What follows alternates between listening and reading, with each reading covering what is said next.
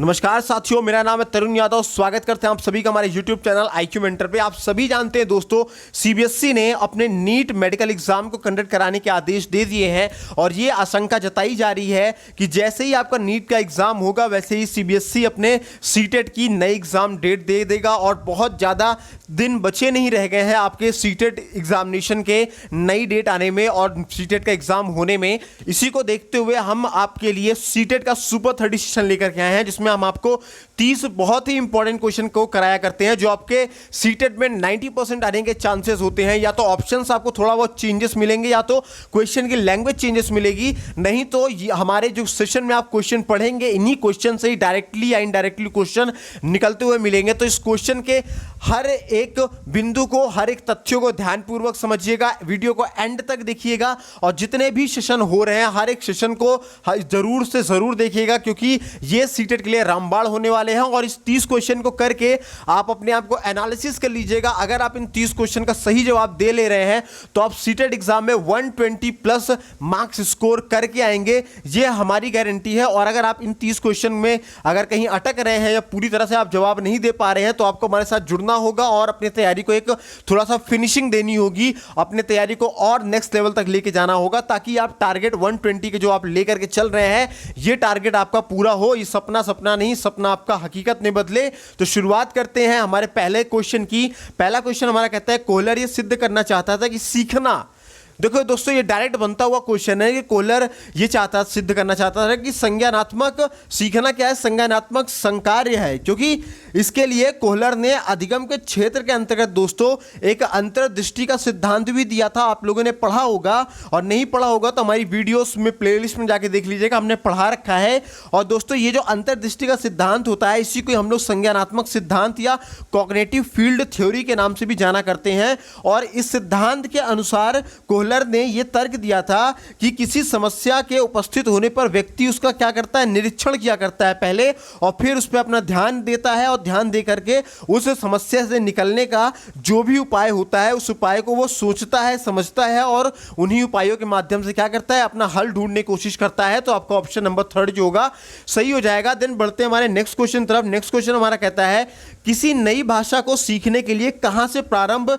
किया जाना चाहिए। तो दोस्तों किसी भी नई भाषा को सीखने के लिए हमेशा अक्षर व शब्दों के माध्यम से सहचर्य करना चाहिए, क्योंकि जब हम छोटे बच्चे थे तो आप आइडिया लगाइए कि आपको पहले अक्षरों का ज्ञान कराया गया, ABCD छोटा बड़ा आप लोगों ने पढ़ा, उसके बाद फिर आपने शब्दों को मिलाना सीखा, फिर वाक्य बनाना सीखा। तो मतलब किसी भी नई भाषा को अगर आपको सीखना है, चाहे वो हिंदी हो, इंग्लिश हो, जर्मन हो, फ्रेंच हो या कोई भी A to Z भाषा हो, हर भाषा को सीखने के लिए आपको अक्षरों और शब्दों का मध्य जो सहचर्य है उसको समझना बहुत ज़्यादा इंपॉर्टेंट होता है, क्योंकि दोस्तों वाक्यों का जो निर्माण होता है वो शब्दों और अक्षरों के कॉम्बिनेशन से हुआ करता है। क्योंकि कई शब्दों का समूह जब होता है तो वही वाक्य बनाता है, कई शब्दों का समूह वाक्य बनाया करता है। और इसीलिए किसी भी नई भाषा को सीखने के लिए हमें उस भाषा से संबंधित अक्षरों और शब्दों के मध्य जो कॉम्बिनेशन है, जो संयोजन है, उसकी जानकारी होना बहुत ही ज़्यादा इंपॉर्टेंट होते हुआ करती है। देन बढ़ते हैं हमारे नेक्स्ट क्वेश्चन तरफ। नेक्स्ट क्वेश्चन हमारा कहता है, समावेशी शिक्षा में किस प्रकार के छात्र शामिल होते हैं या किस प्रकार का छात्र शामिल हुआ करता है। तो दोस्तों समावेशी शिक्षा में डायरेक्ट बनता हुआ क्वेश्चन है, सामान्य से विशिष्ट की ओर जो छात्र हैं वो शामिल हुआ करते हैं। क्योंकि दोस्तों शिक्षा क्या है, शिक्षा का समावेशीकरण हमको ये बताया करता है कि विशेष शैक्षणिक आवश्यकताओं की पूर्ति के लिए एक सामान्य छात्र और एक जो फिजिकली चैलेंज्ड छात्र है या दिव्यांग छात्र है, इन दोनों को एक समान शिक्षा मिलना चाहिए और इसी दोनों को एक समान शिक्षा का अवसर भी हमें प्रदान करना चाहिए। देन बढ़ते हैं नेक्स्ट क्वेश्चन तरफ। नेक्स्ट क्वेश्चन दोस्तों हमारा क्या कहता है, अधोलिखित में गणित संबंधी अधिगम अक्षमता को कौन सा पद परिभाषित किया करता है। तो दोस्तों जब ये गणित संबंधी अधिगम की अक्षमता की बात की जाती है तो ये सीधे सीधे समझ में आ रहा है ऑप्शन देख करके, ये गणना दोष की बात कर रहा है। और गणना दोष मतलब क्या है, गणित का दोष। और बच्चों में अगर गणित की दोष होता है या गणित में कोई अक्षमता हुआ करती है दोस्तों, तो आप जानते हैं हम लोग इसको डिसकैलकुलिया बोला करते हैं। क्या बोलते हैं, डिसकैलकुलिया बोला करते हैं। और इनमें क्या होता है कि दो अंकों के बीच कौन सा बड़ा अंक है या कौन सा छोटा है बच्चा ये समझ नहीं पाता है, या मानसिक रूप से सरल और एकल अंकों की संख्या जोड़ने में भी असमर्थ रहता है, नहीं जोड़ पाता है, और संख्याओं की पहचान भी वो ठीक तरीके से नहीं कर पाता है। और जो प्रभावी गिनती की जो रणनीति है उसमें भी कमी रहा करती है। यही सब जो प्रमुख लक्षण हुआ करते हैं, इन लक्षणों को हम लोग क्या बोलते हैं, डिसकैलकुलिया बोला करते हैं। देन बढ़ते हैं हमारे नेक्स्ट क्वेश्चन तरफ। नेक्स्ट क्वेश्चन दोस्तों हमारा क्या कहता है कि समावेशीकरण की सफलता के लिए आवश्यक है, क्या आवश्यक है दोस्तों? 4 ऑप्शन, क्षमता निर्माण का अभाव, अभिभावकों की भागीदारी का ना होना, अलगाव या संवेदनशीलता।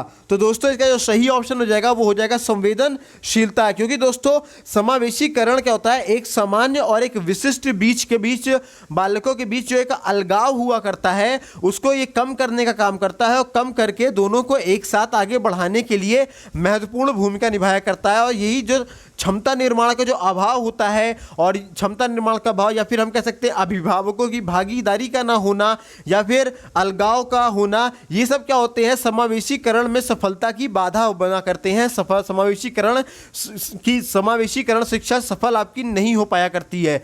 देन दोस्तों बढ़ते हैं हमारे नेक्स्ट क्वेश्चन तरफ। नेक्स्ट क्वेश्चन दोस्तों हमारा कहता है कि निम्नलिखित में से कौन सा संवेग का तत्व नहीं है, नहीं पूछा गया है। तो इसमें दोस्तों संवेग का जो तत्व है आपका व्यवहारात्मक भी है, दैहिक भी है, संज्ञानात्मक भी है, लेकिन संवेदी क्या है, संवेदी आपका संवेगों का तत्व नहीं हुआ करता है। क्योंकि संवेद दोस्तों, संवेग का मतलब ही होता है, अगर संवेग को इंग्लिश में समझे तो संवेग को हम बोला करते हैं इमोशंस।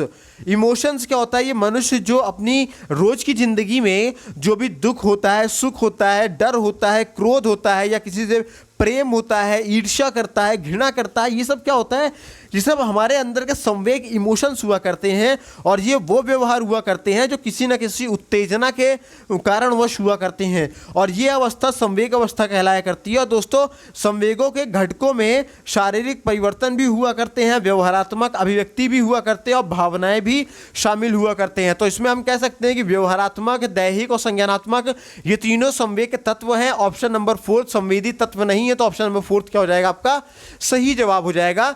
देन बढ़ते हैं नेक्स्ट क्वेश्चन तरफ। नेक्स्ट क्वेश्चन हमारा कहता है संज्ञानात्मक क्षेत्र का सही क्रम क्या है। ये दोस्तों डायरेक्ट बना हुआ क्वेश्चन है, संज्ञानात्मक क्षेत्र का ये सही क्रम क्या है। तो दोस्तों संज्ञानात्मक क्षेत्र का जो सही क्रम है, जो आप ऑप्शन नंबर 4 आप देख रहे हैं, वो सही क्रम है ज्ञान, अवबोध, अनुप्रयोग, विश्लेषण, संश्लेषण और फिर आता है मूल्यांकन।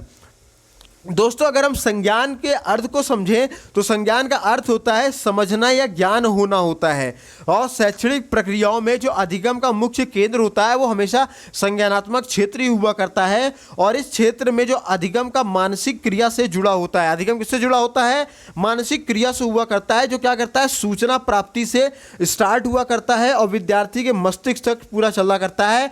विद्यार्थी अपने माइंड में पूरी चीज़ों को रन किया करता है, और ये सूचनाएं क्या होती है, दृश्य रूप से हुआ करती है या फिर सुनने या फिर देखने के रूप में हुआ करती है। और अगर संज्ञान के हम सही क्रम की बात करें तो संज्ञान का सही क्रम यही है ज्ञान, अवबोध, अनुप्रयोग, विश्लेषण, संश्लेषण और मूल्यांकन। ऑप्शन नंबर 4 सही है।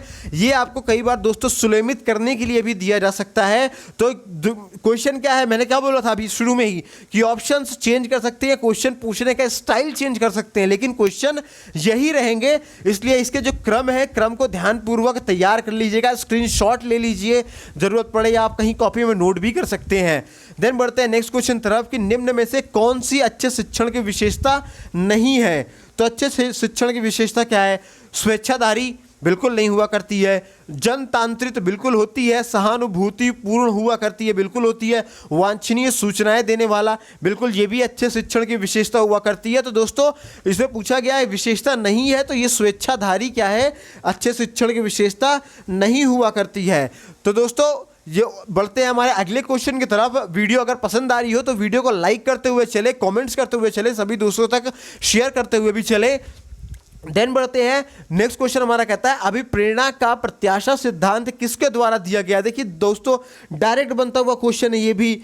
ये जो अभिप्रेरणा का प्रत्याशा का सिद्धांत दोस्तों ये दिया गया आपके विक्टर ब्रूम के द्वारा, और विक्टर ब्रूम ने इसको कब दिया था, 1964 में दिया था। ये क्वेश्चन आपसे एग्जाम में पूछा जाता है कि विक्टर ब्रूम ने अभिप्रेरणा का प्रत्याशा का सिद्धांत कब दिया था, तो 1964 में दिया गया था। और इस सिद्धांत के द्वारा दोस्तों व्यक्ति ये तय करेगा कि एक विशेष लक्ष्य को प्राप्त करने के लिए वह अपने आप को आत्मसंयम को काबू करे। लेकिन कुछ अगर इसमें एक्स्ट्रा हम लोग जाने तो जबकि अभिप्रेरणा का प्रयोजन सिद्धांत अब्राहम, मतलब देखिए अभिप्रेरणा का प्रत्याशा का सिद्धांत किसने दिया? विक्टर ब्रूम ने दिया था। किसने दिया था? विक्टर ब्रूम ने। अगर आपसे ये पूछ लिया जाए कि अभिप्रेरणा का प्रयोजन सिद्धांत किसने दिया है, अभिप्रेरणा का प्रयोजन सिद्धांत, प्रत्याशा सिद्धांत नहीं है, तो प्रयोजन सिद्धांत दिया था अब्राहम मास्लो ने दिया था। और अगर आपसे यह पूछा जाए कि दोहरा कारक सिद्धांत किसने दिया था, दोहरा कारक सिद्धांत दिया था फ्रेडरिक हर्जबर्ग ने दिया था। और अगर आपसे यह पूछ लिया जाए कि क्रिया प्रसूत अनुबंधन का सिद्धांत किसने दिया था, तो क्रिया प्रसूत अनुबंधन का सिद्धांत आपको दिया था बीएफ स्किनर ने दिया था। देन दोस्तों बढ़ते हमारे नेक्स्ट क्वेश्चन तरफ। नेक्स्ट क्वेश्चन हमारा कहता है कि अग्रिम व्यवस्थापक प्रतिमान किस परिवार से संबंधित हुआ करता है? तो दोस्तों ये संबंधित होता है सूचना प्रक्रियाकरण से संबंधित हुआ करता है, क्योंकि इसके माध्यम से दोस्तों शिक्षण कौशल और जो अग्रिम रणनीति है, जो आगे की रणनीतियाँ होंगी, उन पर निर्णय लेने से हमें निर्णय लेने में आसानी होगी और हम आसानी से चीज़ों को समझ करके निर्णय ले सकते हैं। इसलिए अग्रिम व्यवस्थापक प्रतिमान आपके सूचना प्रक्रियाकरण परिवार से जुड़ा हुआ रहता है या संबंधित होता है। देन बढ़ते हमारे नेक्स्ट क्वेश्चन तरफ। नेक्स्ट क्वेश्चन हमारा कहता है कि कौशलों के स्थानांतरण के लिए कौन सा उपयोगी है? तो कौशलों के स्थानांतरण के लिए दोस्तों कौशल आंतरण एक गति है, ना कि उद्देश्य है। ऑप्शन नंबर पहले ही आपका सही हो जाता है, सीधी सीधी बात। मतलब रेखीय अभिक्रम बिल्कुल नहीं है, गलत है। शाखीय अभिक्रम गलत है। तैयारी का अर्जन बिल्कुल गलत है। क्यों दोस्तों? क्योंकि किसी भी व्यक्ति में कौशल को अधिगम से देखा जाता है और किसी भी बच्चे के अंदर कौशल का विकास करना या उसकी क्षमता में परिवर्तन लाना ही क्या कहलाता है?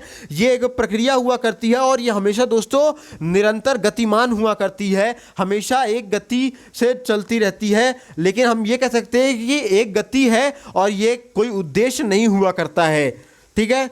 देन बढ़ते हैं हमारे दोस्तों हमारे नेक्स्ट क्वेश्चन की तरफ। नेक्स्ट क्वेश्चन हमारा कहता है कि निम्न में से कौन सा शिक्षण का सूत्र नहीं है? तो दोस्तों आपका शिक्षण का सूत्र सरल से कठिन की ओर बिल्कुल है, अनिश्चित से निश्चित की ओर बिल्कुल है, आपका दृश्य से अदृश्य की ओर बिल्कुल है, निगमन से आगमन की ओर ये दोस्तों आपका शिक्षण का सूत्र नहीं है। क्योंकि दोस्तों शिक्षण के जो कुछ सामान्य सूत्र हैं और ये जो शिक्षण के सूत्र हुआ करते हैं, अगर इनको हम लोग जाने तो इनका ये जो शिक्षण सूत्र हैं वो कुछ इस तरीके से होते हैं, जैसे सरल से कठिन की ओर और ज्ञात से अज्ञात की ओर, मूर्त से अमूर्त की ओर, विशिष्ट से सामान्य की ओर, आगमन से निगमन की ओर, या फिर ये भी कह सकते हैं विश्लेषण से संश्लेषण की ओर।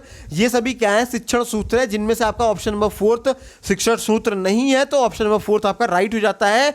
देन बढ़ते हैं नेक्स्ट क्वेश्चन की ओर। नेक्स्ट क्वेश्चन हमारा कहता है सूक्ष्म शिक्षण चक्र का प्रथम पद हुआ करता है। तो सूक्ष्म शिक्षण चक्र का दोस्तों प्रथम पद क्या होता है? योजना बनाना होता है। बहुत ये कॉमन सेंस का क्वेश्चन है, आप समझ सकते हैं कि भाई किसी भी चीज़ों समस्या को समझने के लिए हमें उसको हल करने के लिए योजना बनाना पड़ता है। मतलब क्या होता है कि सूक्ष्म शिक्षण जो है, अगर उसके चक्रों को अगर हम लोग देखें तो उसके चक्र की संख्या कितनी है? उसके चक्र में 6 चरण की बात की गई है। कितने चरण की बात की गई है? 6 चरणों की बात की गई है। जैसे जो अगर सीक्वेंस हम लोग देखें तो सीक्वेंस पहला हमारा होता है योजना बनाना, दूसरा है हमारा पाठन, तीसरा हमारा होता है फीडबैक लेना, चौथा होता है फिर से पुनर्योजना बनाना, और फिर पांचवा होता है पुनर्शिक्षण करना, और छठवां होता है पुनर्फीडबैक लेना। ये हमारे सीक्वेंस है। सीक्वेंस फिर से समझिएगा, योजना बनाना, पाठन करना, फीडबैक लेना, पुनर्योजना बनाना, शिक्षण करना और पुनर्फीडबैक लेना। ये जो शिक्षण है, ये जो शिक्षण चक्र है दोस्तों, इनका सीक्वेंस जरूर याद रखिएगा। एग्जामिनेशन में आपको सीक्वेंस मैच करने के लिए भी दिया जा सकता है।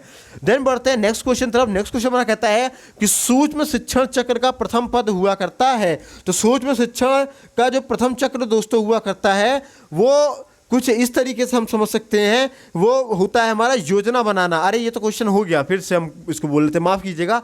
बढ़ते हैं हमारे नेक्स्ट क्वेश्चन तरफ। नेक्स्ट क्वेश्चन हमारा कहता है निम्न में से कौन सा अवबोध स्तर के शिक्षण में शामिल है? तो दोस्तों इसका जो सही ऑप्शन हो जाएगा वो हो जाएगा अन्वेषण। क्यों? क्योंकि अवबोध स्तर के शिक्षण में शिक्षक छात्रों के समझ क्या करता है? पाठ वस्तु को कुछ इस प्रकार से प्रस्तुत किया करता है कि छात्रों को अवबोध के लिए अधिक से अधिक अवसर मिल जाया करे और छात्रों में आवश्यक सूझबूझ उत्पन्न हो सके। देन बढ़ते हैं नेक्स्ट क्वेश्चन तरफ। नेक्स्ट क्वेश्चन कहता है शैक्षिक सुधारों में प्रभावी विकेंद्रीकरण तभी संभव होगा जब क्या होगा कि आपका देखिए दोस्तों, जब क्या होगा, आपके 3 ये दिए हुए 3 सेंटेंस दिए हुए हैं, इन 3 सेंटेंसेस को देख करके हम समझना है। तो वो 3 सेंटेंस में पहला हमारा कहता है जब खंड व संकुल संदर्भ केंद्रों की भागीदारी बढ़े, बिल्कुल सही बात है। फिर दूसरा हमारा कहता है स्थानीय संदर्भ व्यक्ति उपलब्ध हो, बिल्कुल सही बात है। तीसरा है अध्यापक के पास संसाधन और प्रासंगिक सामग्री भी मौजूद हो, बिल्कुल ये भी सही बात है। तो मतलब आपका पहला, दूसरा, तीसरा दोनों सही है, तो उस हिसाब से आपका ऑप्शन नंबर 4 जो होता है वो सही जवाब हो जाया करता है। ठीक, लेकिन क्या होता है दोस्तों, एक चीज समझिए कि शिक्षा के विकेंद्रीकरण जो होता है वो शैक्षिक सुधारों का प्रभावी माध्यम हुआ करता है। लेकिन क्या होता है कि जो शैक्षिक सुधार है, शैक्षिक सुधारों में प्रभावी विकेंद्रीकरण तभी संभव हो पाता है जब क्या हो, खंड और संकुल संदर्भ केंद्रों की भागीदारी बढ़ाई जाए। ठीक है, अब बढ़ते हैं हमारे दोस्तों नेक्स्ट क्वेश्चन तरफ। नेक्स्ट क्वेश्चन दोस्तों हमारा कहता है कि एक छात्र पढ़ रहा है, उसका नाम लेकर किसी ने बुलाया। ठीक है दोस्तों, क्या कर रहा था, छात्र पढ़ रहा था और उसका किसी ने नाम लिया और नाम लेकर के बुलाया। तो निम्न में से किस संवेदना द्वारा वह छात्र अपनी अनुक्रिया प्रकट करेगा? तो वो दोस्तों अनुक्रिया प्रकट करेगा ध्वनि के माध्यम से, क्योंकि अगर किसी को बुलाया जा रहा है तो वो सुनेगा, उसकी ध्वनि को सुनेगा और ध्वनि को सुनने के बाद वो प्रतिक्रिया करेगा। क्योंकि दोस्तों संवेदना क्या है, संवेदना मस्तिष्क की एक सामान्य प्रक्रिया हुआ करती है जिसे हम लोग प्रत्यक्षीकरण से अलग करके नहीं समझ सकते हैं। मतलब ये होता है कि अगर ध्वनि के कान में उत्तेजना उत्पन्न करेगी, मतलब कोई बुलाएगा, ध्वनि होगी, कान में जाएगी, उससे उत्तेजना उत्पन्न होगी और उसी के परिणाम स्वरूप क्या होगा कि कान की प्रतिक्रिया ध्वनि के संवेदना कहलाएगी, जिसको हम लोग ध्वनि संवेदना बोलेंगे। देन बढ़ते हैं हमारे नेक्स्ट क्वेश्चन की तरफ। नेक्स्ट क्वेश्चन कहता है पियाजे के सिद्धांत के अनुसार प्राक संज्ञानात्मक अवस्था की अवधि क्या है? डायरेक्ट बनता हुआ क्वेश्चन है दोस्तों, इसमें ऑप्शन नंबर 3 जो होगा वो सही हो जाएगा। सीधे सीधे बन रहा है क्वेश्चन कि प्राक संज्ञानात्मक, ये प्राक संक्रियात्मक अवस्था किसने दिया था? पियाजे ने दिया था पहला चीज। और उन्होंने पियाजे ने क्या बताया था कि संज्ञानात्मक विकास की दूसरी अवस्था के बारे में बताया था, और दूसरी अवस्था हमारा क्या कहलाती है? प्राक संक्रियात्मक अवस्था कहलाया करती है। और इस अवस्था की जो उम्र होती है वो कितनी होती है? 2 से 7 वर्ष की हुआ करती है।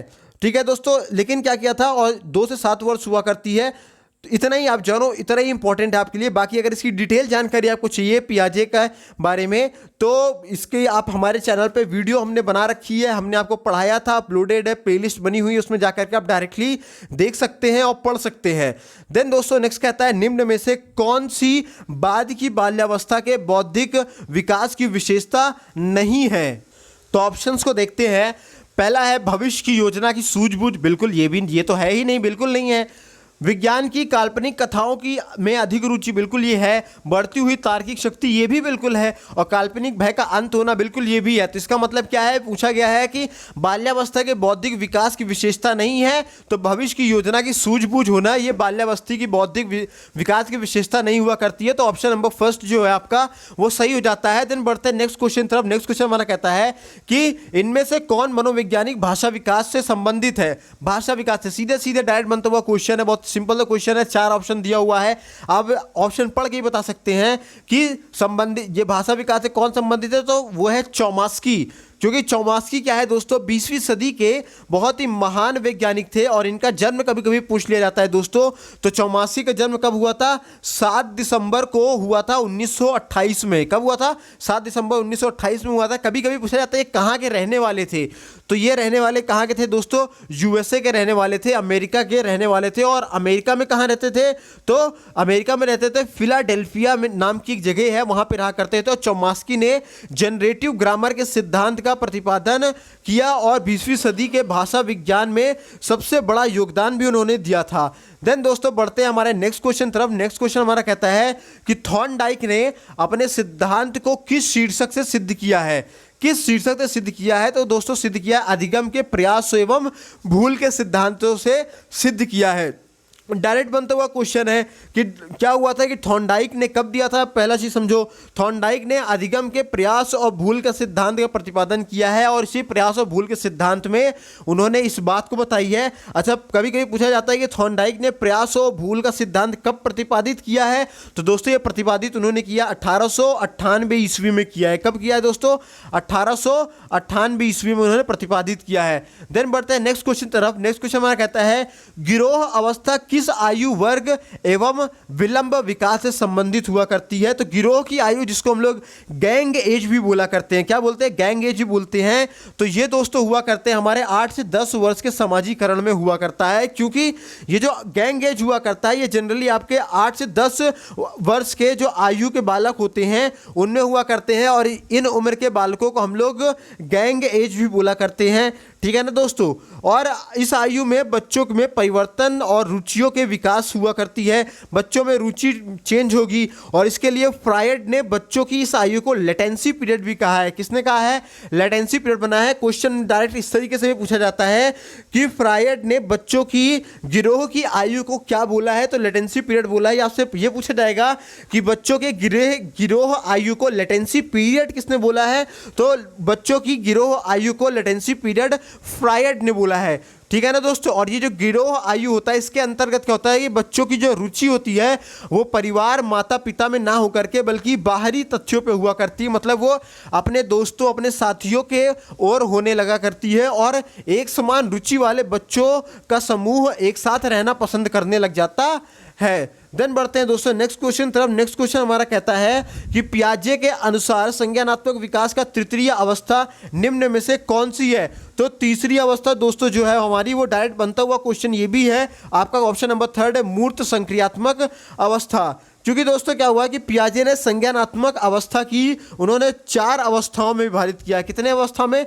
4 अवस्था में विभाजित किया है, जिसमें से हमारी जो तीसरी अवस्था है जिसको हम लोग मूर्त संक्रिया अवस्था बोला करते हैं, है ना, ये आपकी तीसरी अवस्था हुआ करती है। और मूर्त संक्रिया अवस्था में बालकों की एज पूछी जाए तो कितनी होती है? 7 से 11 वर्ष हुआ करती है। कितनी होती है? 7 से 11 वर्ष हुआ करती है। एग्जामिनेशन में पूछा जाता है, कई बार इस तरीके से सवाल पूछा गया है कि मूर्त संक्रियात्मक अवस्था की बालकों की उम्र कितनी होती है? तो वो 7 से 11 वर्ष हुआ करती है, और इस आयु वर्ग के बालकों को शामिल किया जा सकता है। अब बढ़ते हैं दोस्तों हमारे नेक्स्ट क्वेश्चन तरफ। नेक्स्ट क्वेश्चन हमारा क्या कहता है, आइए देखते हैं। नेक्स्ट क्वेश्चन हमारा कह रहा है कि निम्न में से अधिगम में योगदान देने वाले मनोवैज्ञानिक कारकों में कौन सा शामिल नहीं है? नहीं पूछा जा रहा है दोस्तों। तो आपका जो नहीं शामिल है, आप डायरेक्टली देख रहे हैं ऑप्शन देख के, बिल्कुल इच्छा, अधिगम की इच्छा है, रुचि है, प्रेरणा है, लेकिन विषय वस्तु का स्वरूप ये नहीं है, ये कारकों में शामिल नहीं हुआ करता है। तो मतलब ये होता है कि अधिगम की बात अगर हम लोग क्या करें, अधिगम की बात को अगर समझे तो अधिगम का मतलब ये होता है कि सीखना, लर्न करना, और अधिगम की प्रक्रिया जीवन भर दोस्तों आपकी चलती रहती है। और अधिगम में इच्छा, प्रेरणा, रुचि ये अधिगम में योगदान देने वाले मनोवैज्ञानिक कारकों में शामिल होते हैं, लेकिन विषय वस्तु का स्वरूप आपके मनोवैज्ञानिक कारकों में शामिल नहीं होता। इस हिसाब से ऑप्शन नंबर 4 सही जवाब हो जाता है। देन बढ़ते हैं नेक्स्ट क्वेश्चन तरफ। नेक्स्ट क्वेश्चन हमारा कहता है दोस्तों निम्न में से सामाजिक मूल्य कौन सा है? क्या पूछा जा रहा है? सामाजिक मूल्यों के बारे में पूछा जा रहा है। तो सामाजिक मूल्य दोस्तों आपका क्या है? सहायता परक व्यवहार।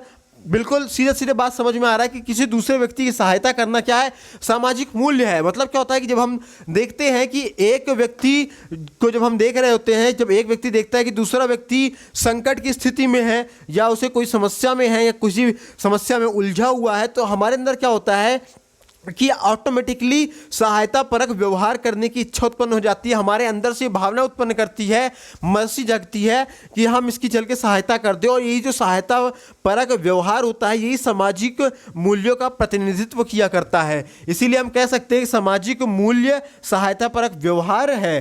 देन बढ़ते हैं नेक्स्ट क्वेश्चन तरफ। नेक्स्ट क्वेश्चन हमारा कहता है कि निम्नलिखित में से कौन सा थॉर्नडाइक के अधिगम के प्राथमिक नियमों में शामिल नहीं है? ठीक है दोस्तों, प्राथमिक नियमों में शामिल नहीं है इसकी बात की जा रही है। तो इसका जो ऑप्शन नंबर फर्स्ट हम देख रहे हैं सहचर्यात्मक स्थानांतरण का नियम, ये क्या है दोस्तों? प्राथमिक नियमों में शामिल आपका नहीं हुआ करता है, क्योंकि थॉर्नडाइक ने क्या किया, सीखने का सिद्धांत जिसको हम लोग क्या बोलते हैं त्रुटि और प्रयास का सिद्धांत बोला करते हैं, और मतलब इन्होंने त्रुटि और प्रयास के सिद्धांत में बताया है कि जब व्यक्ति कोई कार्य को सीखता है तब उसके सामने विशेष समिति या उद्दीपक हुआ करता है और इसे विशेष प्रकार की प्रतिक्रिया करने के लिए प्रेरित भी किया करता है। और इनका प्रयोग हम लोग किसमें? बिल्ली में, चूहे में, मुर्गे में किया करते हैं। ठीक है ना। और इस पे प्रयोग थॉर्नडाइक ने इस चीज़ का जो ये प्रयास और त्रुटि का जो सिद्धांत दिया है, स्वयं थॉर्नडाइक ने भी इस पे बिल्ली, चूहे और मुर्गी पर इसका एक्सपेरिमेंट किया था। और इस पे बिल्ली, चूहे और मुर्गी पर एक्सपेरिमेंट करने के बाद उन्होंने अभ्यास, तत्परता तथा प्रभाव का नियम दिया था। ठीक है दोस्तों, अगर पूछा जाए कई तरीके से, इस तरीके से कि बिल्ली चूहे मुर्गी पे किसने अपना एक्सपेरिमेंट किया, तो थॉर्नडाइक ने किया। या क्वेश्चन इस तरीके से पूछा जाएगा कि थॉर्नडाइक ने बिल्ली चूहे और मुर्गी पे जो एक्सपेरिमेंट किया उससे उन्होंने क्या दिया, तो उन्होंने दिया अभ्यास का नियम दिया, तत्परता का नियम दिया और प्रभाव का भी नियम उन्होंने दिया। देन बढ़ते हैं नेक्स्ट क्वेश्चन तरफ। नेक्स्ट क्वेश्चन हमारा कहता है अनुकूलित अनुक्रिया सिद्धांत किसके अनुकूलन पर बल दिया करता है। तो दोस्तों ये जो देता है हमारा बल, ये देता है हमारे व्यवहार पर दिया करता है। किस पे देता है? व्यवहार पर दिया करता है। और अगर अनुकूलित अनुक्रिया सिद्धांत की बात करें तो दोस्तों इसको किसने दिया है? तो इसको दिया है हमारे पावलोव ने दिया है। अच्छा, कभी कभी पूछा जाता है कि पावलोव कहाँ के रहने वाले व्यक्ति थे, तो दोस्तों पावलोव रहने वाले कहाँ के थे? रूस के रहने वाले हैं, रशिया के रहने वाले हैं। और इन्होंने कभी कभी यही पूछा जाता है कि पावलोव ने अनुकूलित अनुक्रिया सिद्धांत कब दिया है, तो इन्होंने दोस्तों दिया था 1904 ईस्वी में दिया था। और पावलोव ने क्या किया कि अपने प्रयोग से ये बताया कि संबद्ध सहज क्रिया के सिद्धांत का संबंध शरीर विज्ञान से होता है और इसके मानने वाले विशेष रूप से व्यवहारवादी हुआ करते हैं। और उनका ये भी कहना है कि सीखना एक प्रकार का उद्दीपक प्रतिक्रिया हुआ करता है। कैसी प्रक्रिया होती है? उद्दीपक प्रक्रिया हुआ करती है। देन बढ़ते हैं हमारे नेक्स्ट क्वेश्चन तरफ। नेक्स्ट क्वेश्चन दोस्तों हमारा कहता है कि क्रिया प्रसूत अनुबंधन का दूसरा नाम क्या है। तो क्रिया प्रसूत अनुबंधन का दोस्तों दूसरा नाम है नैमित्तिक अनुबंधन। क्या है? नैमित्तिक अनुबंधन हुआ करता है। ये इसके क्या होता है, अगर पूछा जाता है कभी कभी कि क्रिया प्रसूत अनुबंधन सिद्धांत का प्रतिपादन किसने किया है, तो दोस्तों इसका प्रतिपादन किसने किया है? बीएफ स्किनर ने किया है। किसने किया है? स्क्रीन पर लिख रहा हूं, बीएफ स्किनर ने इसका प्रतिपादन किया है। इंपॉर्टेंट पॉइंट है, नोट कर लीजिएगा कि क्रिया प्रसूत अनुबंधन का सिद्धांत बीएफ स्किनर ने प्रतिपादित किया है। और इस सिद्धांत को ही हम लोग नैमित्तिक अनुबंधन का सिद्धांत भी कहा करते हैं। ठीक है दोस्तों। और कभी कभी ये भी पूछा जाता है कि ये बीएफ स्किनर ने किस सिद्धांत में एस और आर पर आधारित जीवन का सिद्धांत बताया है। किस पे? एस और आर पे। तो ये क्रिया प्रसूत अनुबंधन सिद्धांत पे ही इसको उन्होंने बताया। ये भी एक बनता हुआ क्वेश्चन है। देन बढ़ते हैं दोस्तों हमारे आखिरी क्वेश्चन तरफ। आखिरी क्वेश्चन हमारा कहता है कि निम्न में से कौन सी अधिगम की एक विशेषता नहीं है। तो 4 ऑप्शन है दोस्तों हमारे सामने, पढ़ते हैं। पहला लिखा है अधिगम का अवलोकन प्रत्यक्ष रूप से किया जा सकता है। बिल्कुल नहीं, ये अधिगम की आवश्यकता नहीं हो सकती है। दूसरा कहता है अधिगम व्यवहार में अपेक्षाकृत स्थायी परिवर्तन है। बिल्कुल है, सही जवाब है। जो तीसरा है हमारा अधिगम प्राणी की अभिवृद्धि है। बिल्कुल ये भी है। और अधिगम एक लक्ष्योन्मुख प्रक्रिया है। बिल्कुल ये भी अधिगम की एक विशेषता में से आता है। तो दोस्तों ये दूसरा ऑप्शन, तीसरा ऑप्शन, ये तीनों ही अधिगम की विशेषता को दर्शाते हैं। लेकिन ऑप्शन नंबर 1 जो है हमारा, वो क्या कह रहा है? अधिगम की विशेषता को नहीं दर्शाया करता। इसलिए उस हिसाब से हमारा ऑप्शन नंबर 1 सही हो जाता है। तो दोस्तों उम्मीद करता हूँ ये सेशन आपको बहुत पसंद आया होगा। Thank you for the watching our video पसंद आई हो तो उसे लाइक कर दीजिएगा, शेयर कर दीजिएगा और सब्सक्राइब करते हुए चलिएगा। बेल आइकन को भी हिट करना मत भूलिएगा। इसके अलावा दोस्तों IQ मेंटर आपके लिए डेली बेसिस पे करंट अफेयर लेकर के आता है। और इस करंट अफेयर में आपके करंट अफेयर के साथ साथ स्टैटिक जीके भी आपको कवर कराया जाता है। और इसके अलावा IQ mentor fast track revision course भी चल रहा है जिसमें हम आपका कंप्लीट जीएस कवर करवाएंगे। और अभी वर्तमान में हम इतिहास पढ़ा रहे हैं और इतिहास में मध्यकालीन इतिहास को लेकर के चल रहे हैं। और हर उस पॉइंट को हम इस फास्ट ट्रैक रिवीजन कोर्स में कवर कर रहे हैं जो आपके एग्जामिनेशन के पॉइंट ऑफ व्यू से आते हैं, इंपॉर्टेंट है। और हमारे इस पेन ड्राइव कोर्स को देखने के बाद आप क्वेश्चन पेपर लगा के देख लीजिएगा। हमारी गारंटी है ये कि आपसे एक भी क्वेश्चन बाहर नहीं जाने वाला है, कोई छूटने नहीं वाला है। इस एग्जाम में आप टॉप करके आएंगे। और अगर इन सभी वीडियोस की लिंक या जो कुछ भी मैं अपने चैनल पे करवा रहा हूं, अगर उसका PDF चाहिए आप लोगों को, तो आप हमें इन नंबरों पे 72 68 00 95 84 इन नंबरों पे दोस्तों आप हमें कैपिटल लेटर में JOIN ज्वाइन लिखिएगा।